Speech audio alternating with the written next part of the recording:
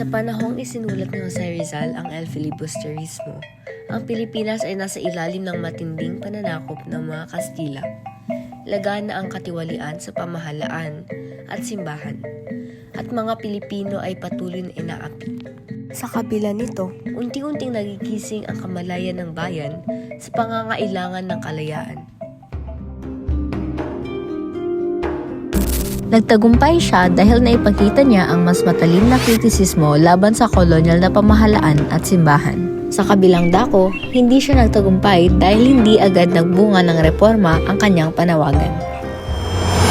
Kung ako si Rizal, gagawin ko ang lahat para ipagtanggol ang aking bansa.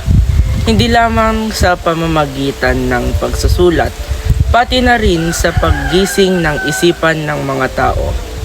At kung kinakailangan, lalaban din ako gamit ng aking lakas at tapang upang ipaglaban ang kalayaan.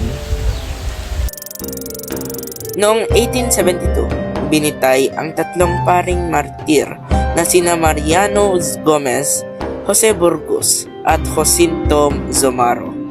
Ang kanilang sakripisyo ang naging inspirasyon ni Rizal upang isulat ang El Filibusterismo.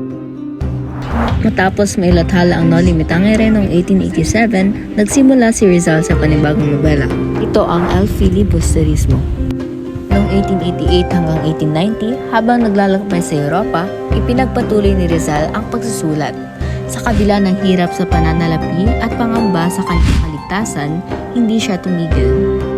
Taong 1891, sa ika-29 ng Marso, natapos ni Rizal ang El Filibusterismo sa Biarritz, France.